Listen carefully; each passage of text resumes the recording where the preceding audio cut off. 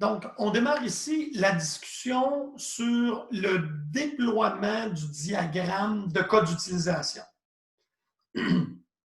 Donc, on a mis nos acteurs primaires à gauche, qui sont le client, l'employé, le patron. Et à droite, on a le système, on a un système qui processe les cartes de crédit ou qui traite en fait, je l'appelle processeur, c'est quand même acceptable. Donc, on voit qu'on a placé nos acteurs qui devraient être les mêmes. Donc, patron, employé, client, si on revient dans notre pactage, bon, voyez-vous, propriétaire, que j'aurais dû appeler patron. Donc, la nomenclature est très importante, doit respecter l'analyse. Donc, notre analyse ici, le terme qui est utilisé, c'est patron.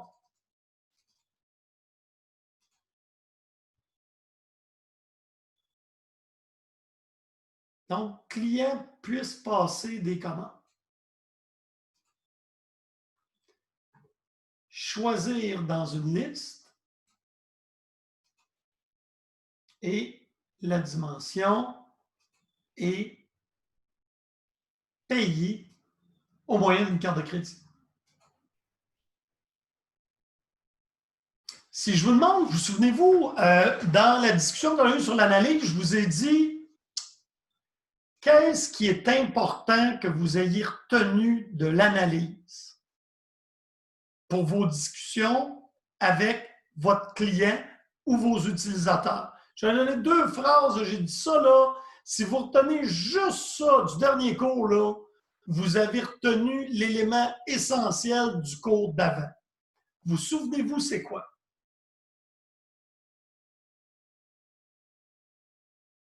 Puis je vais vous poser une question à partir de cette phrase-là pour essayer de réactualiser votre mémoire. Le client devra payer sa commande au moyen de sa carte de crédit.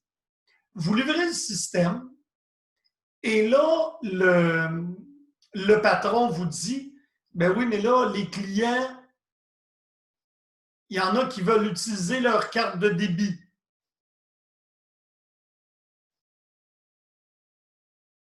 Qu'est-ce qui se passe? Il faut le préciser. Il n'est pas dans le scope. Ce n'est pas dans le scope en anglais, c'est exactement le bon terme, Adriana, anglophone. En français, c'est soit la portée ou l'étendue. Fait que là, on vient aux besoins qui sont ici et il est écrit au moyen de sa carte de crédit. Y en a-tu maintenant qui se souviennent de mes 2 petites phrases qui portent sur la portée? Bon, ça a l'air drôle, c'est comme un pléonasme, là, mais je vais donner 2 petites phrases qui résument toute la pensée de la portée.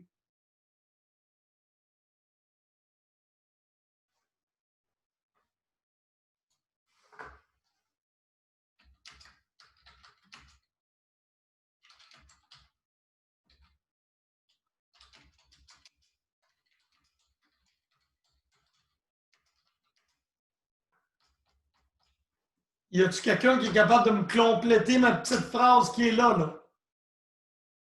Et seulement ce qui est dans l'analyse. Et voilà!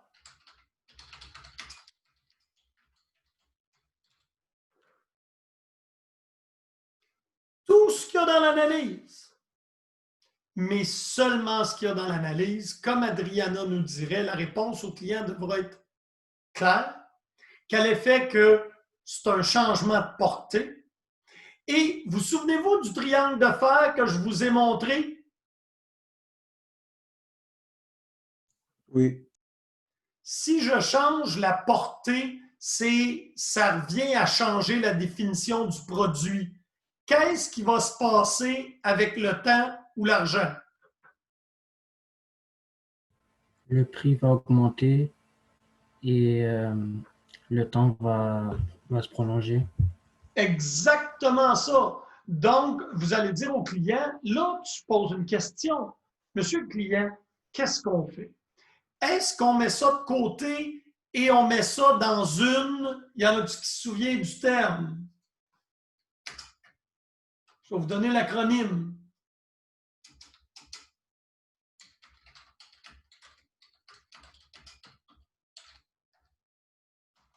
DDC, est-ce qu'il y a quelqu'un qui sait ce que ça veut dire? C'est en français.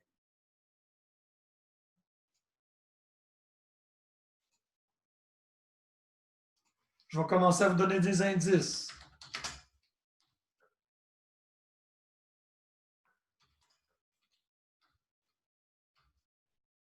Demande de changement.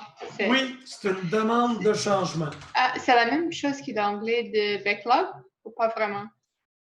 Pardon?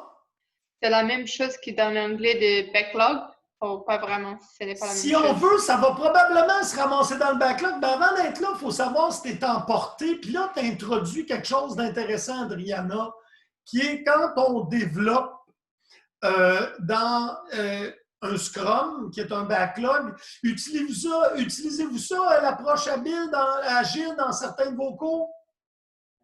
Je pense pas, non. Non. OK. En fait, avant de le mettre dans le backlog, il faut que tu décides si tu es à l'intérieur de la portée. Alors, si le client décide que tu es en portée, qu'il veut modifier l'étendue, tu vas le mettre dans ton backlog. Et les méthodes agiles, vous allez apprendre ça dans votre cours de génie logiciel à la prochaine session. Mais donc, là, on a compris, si le client nous arrive avec un nouveau mode de paiement, ce n'était pas dans l'analyse originale, ce n'est pas dans mon diagramme de cas d'utilisation, donc ce n'est pas là.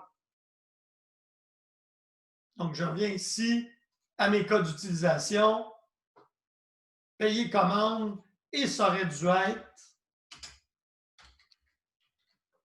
Voyez-vous qu'en rajoutant juste ce petit mot-là, payer commande par carte de crédit, peut-être que quand je vais l'expliquer au client, je vais aider à activer sa mémoire puis dire: ah non, non, non, je voudrais aussi supporter carte de débit, je voudrais que le livreur puisse accepter un paiement. Et peu importe, c'est là où c'est important d'utiliser les termes justes et précis. Donc, en disant payer commande par carte de crédit, il n'y a pas d'erreur. C'est clair. Et est-ce que vous voyez mon include que j'ai dessiné, la petite flèche?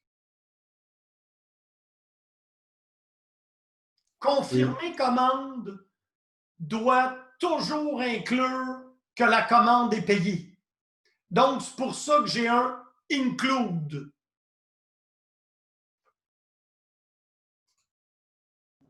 Monsieur, j'ai une question. Oui, vas-y, Mathias.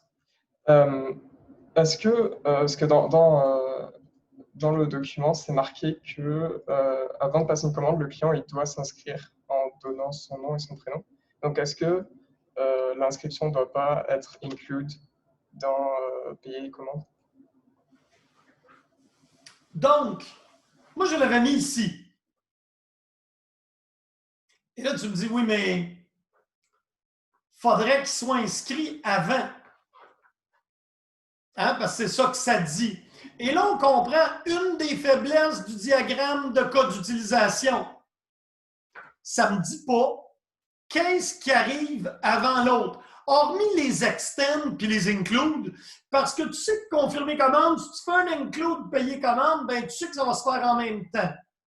Un extend, tu sais que dans consulter liste de pizza, il est possible que tu sélectionnes une pizza pour une grandeur. Mais dans le cas de s'inscrire, sur le diagramme qui est là, tu pourrais me dire, monsieur, ça ne sera pas fait, ça. En fait, tu ne peux pas le dire parce qu'un diagramme de cas d'utilisation ne s'arrête pas à la séquence. Pour ça, il y a des diagrammes de séquence, mais c'est une excellente question.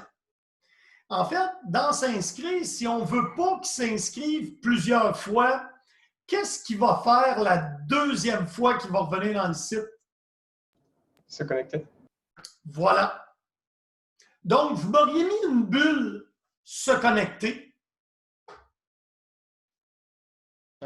Monsieur, Oui.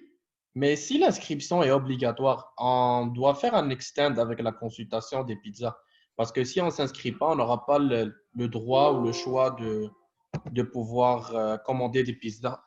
Non, mais tu peux voir la liste de pizzas sans pouvoir s'inscrire. Comme, imagine, genre, tu vois la liste de pizzas, puis il n'y en a aucune qui te plaît. Tu ne vas pas t'inscrire avant que tu consultes les pizzas. Tu dois pouvoir consulter les pizzas sans comme, avoir besoin de s'inscrire.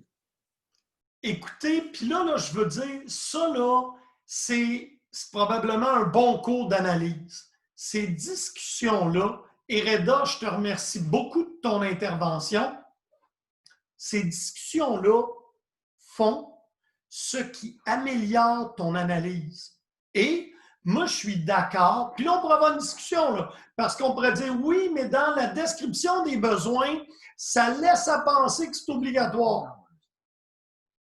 Et le point de Reda, c'est, ben oui, mais ça n'a pas vraiment de bon sens. Tu sais, si je veux regarder la liste des pizzas, pourquoi tu me forces à, en tout cas, m'inscrire si ce n'est pas m'authentifier? Donc, je tiens vraiment à remercier les étudiants qui font une intervention ici. Parce que dans le cas de l'analyse, c'est toujours comme ça. Il n'y a jamais le parfait, mais en discutant, on arrive à « Ah, ben oui, je trouve que le point de Reda est valide et on ne forcera pas l'inscription avant la sélection de la pizza et la grandeur, par exemple. » T'es-tu d'accord avec ça? En fait, Oui. je voulais aussi dire. Ah oui, on va laisser parler Priscille, puis tu reviendras. Vas-y, Priscille, on t'écoute, excuse-moi. Justement, moi, ce que je pensais, c'était que le s'inscrit là, il pouvait se placer à externe au niveau de sélectionner des pizzas, puisque d'après la liste, il ne peut pas sélectionner des pizzas si ce n'est pas inscrit. C'est ça la première condition. Tu peux consulter, mais sélectionner, c'est déjà pour aller dans les confirmations et payer. Et est-ce que ça va être un extend ou un include? Moi, je pense qu'il faut s'inscrire pour sélectionner. Donc, le lien, il va être de quelle nature? Include ou extend? N'importe qui a le droit de l'aider. Moi, je mettrais sélectionner pizza de grandeur et include s'inscrire. Est-ce que tout le monde... moi, Priscille, je trouve que c'est une très bonne suggestion, mais je serais prête à prendre une autre façon de voir. Est-ce qu'il y a quelqu'un qui ne le voit pas de cette façon-là? Moi, je pensais d'en confirmer commande, pas de sélectionner pizza. C'est au même moment qu'on paye, il faut qu'on s'inscrit. On donne nos informations, notre adresse, tout ça. Merci beaucoup, Adriana. Peut-être que pour avoir le prix, puis là, c'est là que c'est le fun, l'analyse, comprenez-vous? Pour avoir le vrai prix, peut-être que je consulte la liste des pizzas, mais la large ou l'extra large, elle ne sera pas le même prix que la small. Fait que je peux toujours bien laisser au client, peut-être, je ne vous dis pas que c'est ça, là, peut-être, le choix d'aller sélectionner sa grandeur, puis que là, il voit le prix final avant de le forcer à s'inscrire. Tu comprends-tu, Priscille, ce qui a été suggéré par Adriana? Oui, oui. Et je pense que ça aussi, c'est correct. Moi, je pense que c'est bon. Monsieur? Oui, vas-y, Hamza. Moi, je suis d'accord avec ça. Disons, par exemple, quand tu fais une commande sur Amazon, tu sélectionnes le produit, tu confirmes la commande, après, il te demande de t'inscrire pour pouvoir payer. Donc, on pourrait faire l'inscription après avoir confirmé la commande, entre payer la commande et la confirmation.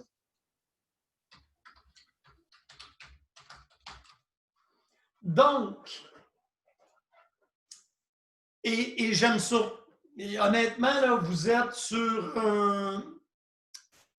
une excellente ligne au niveau de l'analyse. Je suis surpris de la qualité des interventions qui me sont apportées. C'est vraiment bon ce que vous faites là. Et ces questions-là doivent se poser. Là, j'ai trouvé que confirmer la commande, include s'inscrire, je trouve ça excellent. Par contre, à mon avis, puis là, c'est une opinion, le prof n'a pas nécessairement une meilleure réponse que vous autres. Parce que vous pourriez me dire, Oui, mais s'inscrire, si tu veux toujours le faire comme, là, guest, je ne sais pas comment ça se fait en français. Vous savez, des fois, tu vas sur un site puis ils permettent d'acheter même si tu t'es pas logué.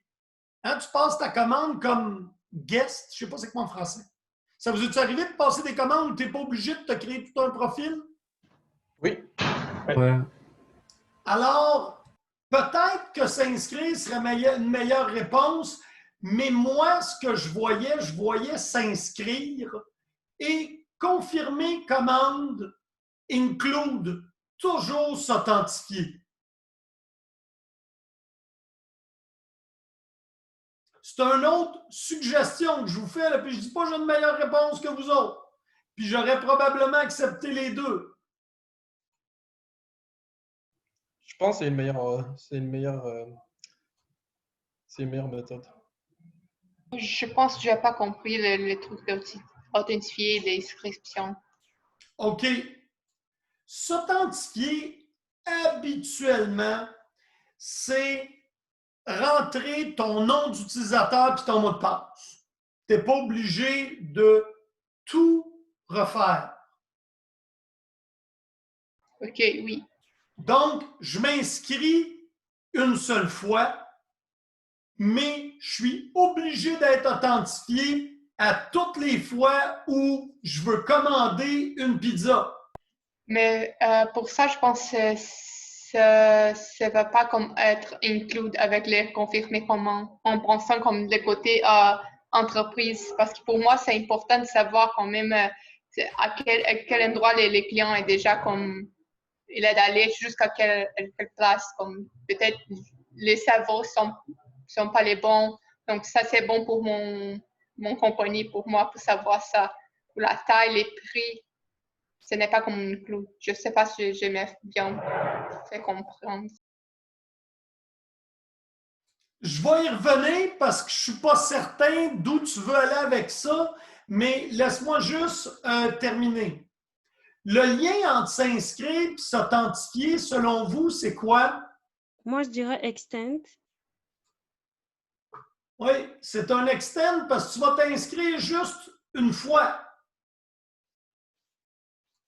Ça veut dire que si tu ne peux pas t'authentifier parce que tu n'as pas créé de profil, tu vas probablement, on peut s'imaginer notre maquette avec un bouton s'inscrire.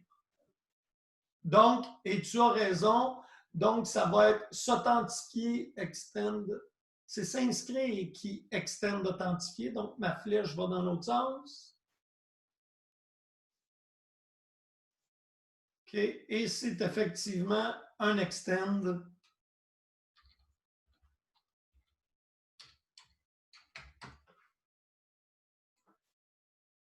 OK. Alors là, si je reviens, mon utilisateur, quand il arrive sur mon site, peut s'inscrire. C'est un cas d'utilisation. Ou il peut consulter des pizzas, sélectionner une grandeur, puis au moment de confirmer la commande, je vais faire un include pour s'authentifier. S'il ne sait pas authentifier, je vais lui permettre de s'inscrire avant de s'authentifier. Et après avoir confirmé la commande, il va la payer et le processeur va le faire. Je trouve ça intéressant. Vas-y, Priscille, je t'écoute. En fait, je ne comprends pas pourquoi la flèche descend sur authentifier. Puisqu'en fait, d'après ce qu'on a dit tout à l'heure, il peut confirmer une commande avant de s'inscrire pour la toute première fois. Les flèches, Priscille, encore là, ne donnent pas l'ordre. Ils donnent le mode de lecture. S'inscrire, extend, authentifier. Ça veut dire que s'authentifier peut arriver sans s'inscrire. Okay. Alors, les flèches vont toujours de qui étant quelle fonctionnalité. Okay. Donc, je peux consulter la liste de pizza, mais sélectionner la pizza pour la grandeur, ça extend consulter la liste. Là, le sens des flèches, là, tu ne perdras pas beaucoup de points si dans un TP, tu les mets à l'envers, mais c'est juste pour être capable de le lire. Okay. Sélectionner pizza et grandeur étend la fonctionnalité de consulter la liste des pizzas. Ça veut dire, consulter la liste peut arriver sans sélectionner, c'est beau. Donc, comme je dis, c'est peut-être pas nécessairement facile. Là. Monsieur, Oui. est-ce que vous pourrez, s'il vous plaît, juste pour être sûr, comme réexpliquer rapidement le extend et include, s'il vous plaît? Ah, écoute, je te remercie de ramener la question, puis pour ça, je vais t'amener la présentation, puis on va en parler, OK? D'accord, parfait, merci. Si vous vous souvenez, ça ici, c'est les diapos qu'on avait, puis c'est une très bonne question, soit dit en passant. Donc, il y a deux types, à part les relations qui n'ont pas de lien les uns aux autres. On se comprend, entre un acteur et un code d'utilisation, c'est une ligne droite, il n'y a pas de problème. Le cas que j'ai ici, qui est moins commun, mais qui est là régulièrement, c'est un include, c'est une inclusion. Ça veut dire que passer une commande dans mon diagramme qui est ici inclut toujours vérifier la disponibilité de l'article. C'est pour ça que le mot obligatoire est souligné et en gras. C'est parce que si je passe une commande, le système doit vérifier la disponibilité et la solvabilité du client. Donc, include veut dire que c'est une autre fonctionnalité. On a appris que les cas d'utilisation, le nom qu'on donnait à la bulle, c'était un lot de fonctionnalités. Donc, passer une commande, là, ça peut vouloir dire plusieurs choses. C'est pour ça que je dis. Mais il y en a d'autres qui sont des cas d'utilisation différents, qui est vérifier disponibilité ici, puis vérifier solvabilité. Et ils doivent absolument se faire pour que le cas d'utilisation passer commande se fasse. Donc, ça, c'est le include. Tu pourrais bien me dire, oui, mais monsieur, je pourrais bien mettre passer la commande, puis dans ma description, dire vérifier la disponibilité, puis vérifier la solvabilité. Là. Je ne te dis pas que ce serait mauvais. Mais si vérifier la solvabilité, tu voudrais l'appeler d'ailleurs, bien, ça te prendra un cas d'utilisation pour l'avoir, ce qui est comme ça. Donc, combien de détails tu mets dans tes bulles, ça t'appartient en tant qu'analyste. Mais souvent, c'est bon de les gros morceaux les séparer dans des cas d'utilisation séparés. Puis l'include veut dire passer une commande doit absolument vérifier la solvabilité du client. Tandis que quand j'arrive ici, excusez-moi, il y en a beaucoup, mais on va juste là, voyez-vous, effectuer virement qui est au centre du diagramme et vérifier solde avec son extend me dit ici que vérifier solde extend effectue un virement. Si je le dis autrement, vérifier solde peut être appelé par effectuer un virement. Mais tu as le droit d'effectuer un virement sans checker combien il te reste dans ton compte de banque. Là.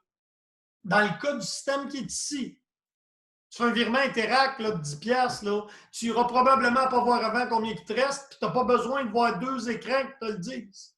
Alors, dans le cas de l'analyse qui est ici, mon vérifier solde extend le fait d'effectuer un virement. Est-ce que ça t'a bien rappelé ce que c'était? Oui, merci. Et si on vient à notre exemple, et là, ça va être tout avant la pause, vous m'excuserez, on a travaillé quand même pas mal là, avant la pause. Je vais laisser ça là. Il est 1h20.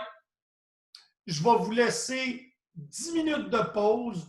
On va reprendre à 1h30. Est-ce que ça vous convient? 2h30, vous voulez dire? Non? Excuse-moi, c'est parce que je regardais 1h19. Pardon. Il est en fait 2h14. Je regardais sur mon partage d'écran. Ça fait 1h20 que la présentation est partie. Je recommence. Il est en fait 2h15. On reprend à 2h30. Et je vais arrêter l'enregistrement.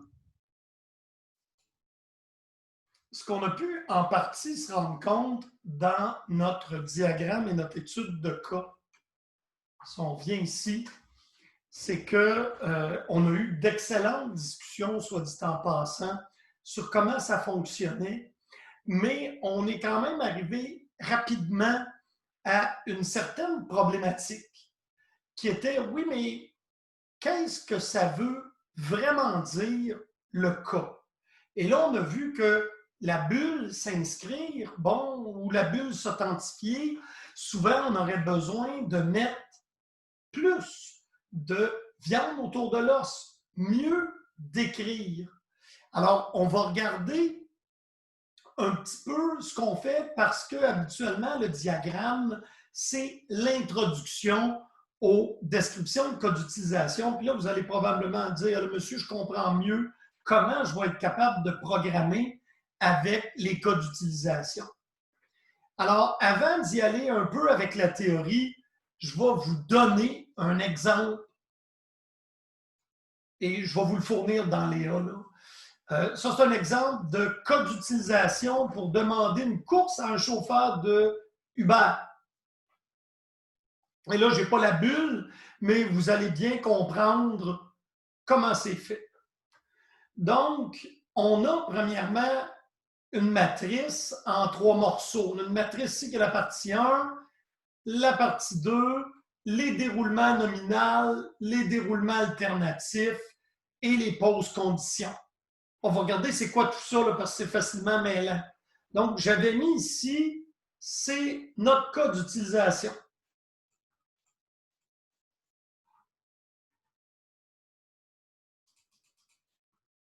Voyez-vous, un client peut demander une course. Mais qu'est-ce que ça veut dire, ça, dans les faits, demander une course? C'est un peu court comme explication. Si on s'en vient ici, premièrement, les acteurs qui vont être touchés par demander une course, ça va être le client qui va initier la demande de course, le système qui va la traiter et le chauffeur. Et là, il met le déclencheur. Qu'est-ce qui débute le cas d'utilisation? Le client ouvre l'écran de demande de course. Le but, le système va recevoir la demande de course du client et faire une répartition vers un chauffeur. Ce processus démarre la chaîne complète du service de taxi. Sommaire, le client a les informations nécessaires à la demande de course et les informations additionnelles si nécessaire, puis confirme la demande. Cela démarre la répartition et le client recevra la confirmation de sa course lorsqu'un chauffeur l'aura accepté une course. Préconditions, il n'y en a pas. On verra que dans d'autres fois, il y en a. Il faut que le client soit authentifié, aurait pu être une précondition. Dans le cas ici, il n'est pas obligé, mais c'est un exemple de précondition. C'est quel état d'information doit être comment au moment où on l'a. Et là, on a un déroulement qui est divisé entre nos 3 acteurs. Le client ouvre le formulaire de demande de course et y entre ses informations. Le client envoie le formulaire de demande. Le système détermine un chauffeur actif pour prendre la course. Le système envoie une notification au chauffeur. Le chauffeur confirme qu'il accepte la course. Déroulement nominal, c'est le déroulement, pensez-y, c'est le déroulement normal. Qu'est-ce qu'on voudrait qu'il se passe dans le scénario des journées ensoleillées? C'est habituellement qu'est-ce qui se passe quand tout va bien. On arrive après ça, le système, puis on a un peu un diagramme de séquence ici, 1, 2, 3, 4, 5, 6. Le système envoie une notification au client que sa course a été traitée et que le chauffeur est en route. On a un déroulement alternatif, l'annulation de la course. Le client annule sa course avant que le chauffeur n'arrive. Le système envoie une notification au chauffeur que la course est annulée. C'en est un scénario alternatif, ça. Je demande une course, mais elle est annulée avant même qu'elle soit faite. Déroulement alternatif, il n'y a aucun chauffeur dans la zone.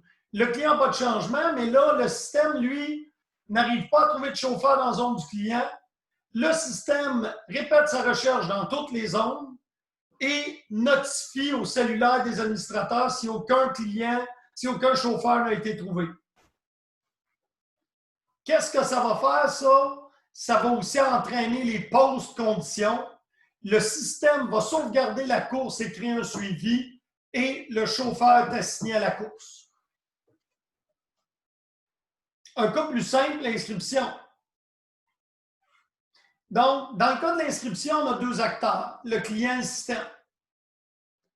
Le déclencheur, le client appuie sur le bouton « S'inscrire ». But, enregistrer les informations d'un nouveau client et lui créer un nom d'utilisateur et mot de passe. Sommaire, le client insère les informations dans un formulaire, clique sur « Créer », reçoit ensuite un courriel avec un code temporaire pour confirmer.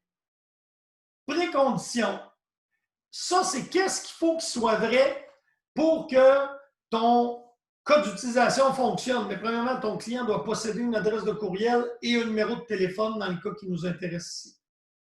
Déroulement nominal, ça veut dire qu'est-ce qui se passe quand tout est normal. Donc, le client appuie sur le bouton « S'inscrire ». Le système affiche le formulaire d'inscription. Le client remplit les champs du formulaire d'inscription et le client clique sur le bouton « Créer ». Le système envoie un courriel de confirmation au client et ajoute le compte dans la base de données. Déroulement alternatif. Formulaire incomplet ou invalide. Donc, 5, le système reçoit un formulaire invalide ou incomplet. Le système affiche le formulaire avec les erreurs qu'il contient et reprise du déroulement nominal. Dans les pauses conditions, le client doit valider son compte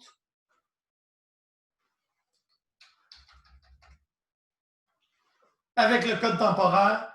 Exigence complémentaire, naturellement, le client a un accès à l'Internet. Tu ne peux pas être client si tu ne l'as pas. Et je vous ai préparé une petite documentation.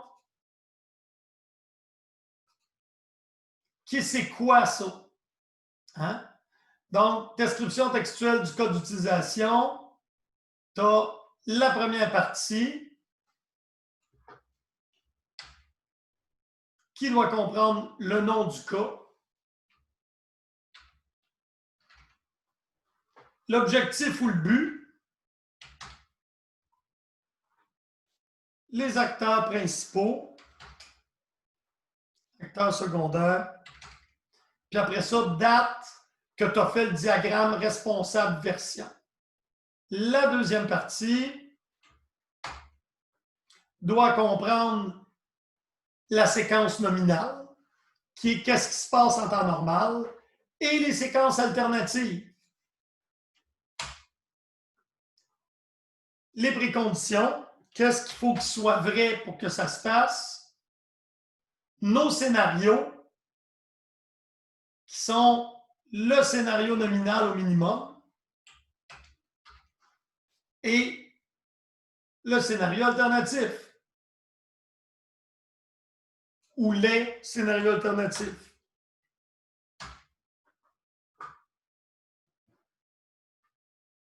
Et ensuite, les pauses conditions. La troisième partie, c'est optionnel, puis des spécifications non fonctionnelles, comme on a eu tantôt, le client doit avoir accès à l'Internet.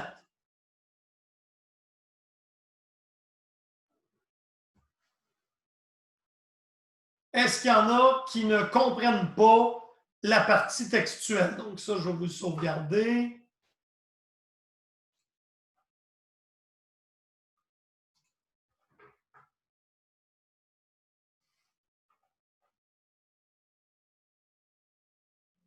On va mettre ça en PDF. Et là, je vais aller le mettre dans le même document que ça. Ça va vous en faire juste un.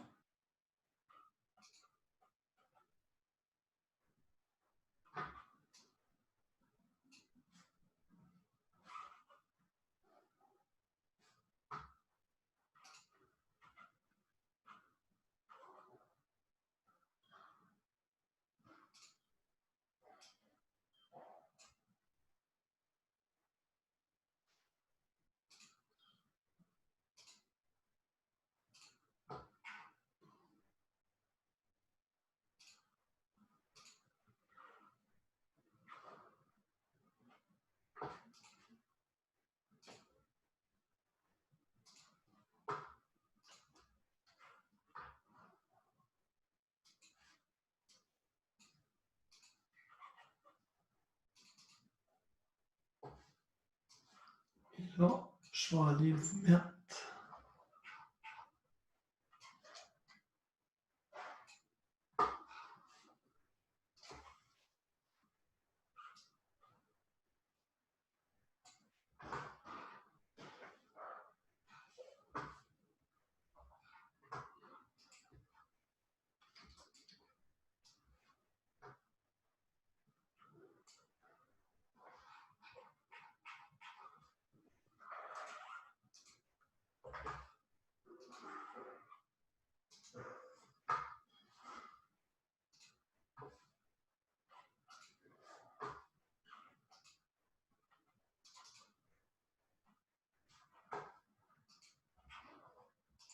Description textuelle et l'exemple se suivent à la queue leu. Alors, vous avez ce qui est, et après ça, un exemple pour deux. Je vais vous envoyer ça tout de suite sur les...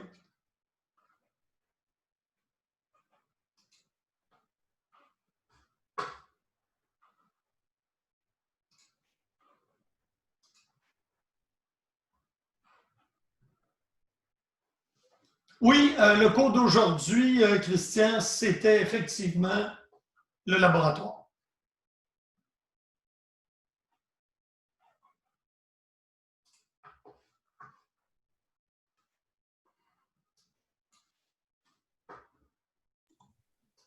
Monsieur, Oui, on a un quiz formatif le vendredi. c'est le vendredi. Notre prochain cours est le vendredi. C'est le vendredi qu'il y a un quiz, mais pas c'est cette semaine? Vous avez dit la semaine du 22. On a un quiz sur KO. Ah non. Les quiz KO, c'est pour vous pratiquer. Ouais, il est formatif. Mais il portera sur quoi? Ce qu'on a fait depuis le début, qui va être le modèle entité-association et les cas d'utilisation. Parfait. Là, je vous dépose le dernier document.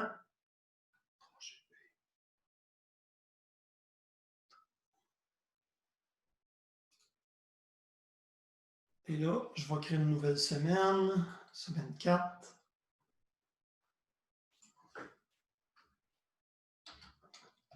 Ça, c'est...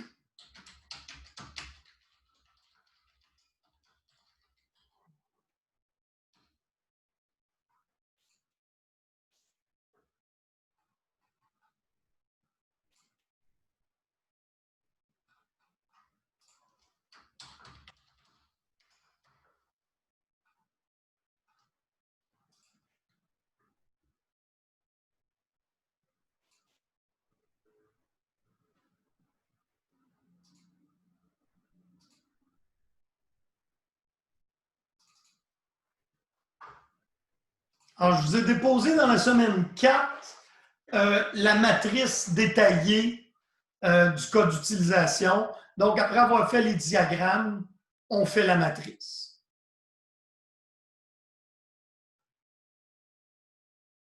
Donc, est-ce qu'il y en a qui ont des questions additionnelles pour le cours d'aujourd'hui? Ben, ça m'a fait plaisir d'avoir un cours avec vous autres. Je vais fermer mon partage. Je vais, comme d'habitude, enregistrer le cours, le mettre disponible sur YouTube et vous envoyer l'hyperlien pour y assister. Monsieur, j'ai une question. Ben oui, avec grand plaisir. Juste, juste pour savoir, par exemple, si un jour on a un travail, que ce soit un labo ou, disons, un examen ou un quiz, pas un quiz, mais un TP, est-ce que vous allez nous dire quel type de schéma on doit faire? Par exemple, cas d'utilisation, genre, ça, je veux dire, c'est pas comme si on doit deviner, par exemple, selon la situation, si on devrait faire un cas d'utilisation. Ok, vous allez nous dire quoi faire, puis on va essayer de s'arranger. Exactement ça. Oui, Ali. Je vais toujours donner des instructions précises. Ok, c'est bon, merci. C'est une bonne précision. Est-ce qu'il y en a d'autres qui ont des questions? Eh bien, permettez-moi de vous souhaiter une bien belle fin de journée. Bonne journée, monsieur. Oui. Au revoir, Charbel. Merci, monsieur. Ça m'a fait plaisir. Bonne journée. Merci. Au revoir, bonne journée. Merci beaucoup. Au revoir. Bonne journée à vous autres, gang. Bonne journée, monsieur.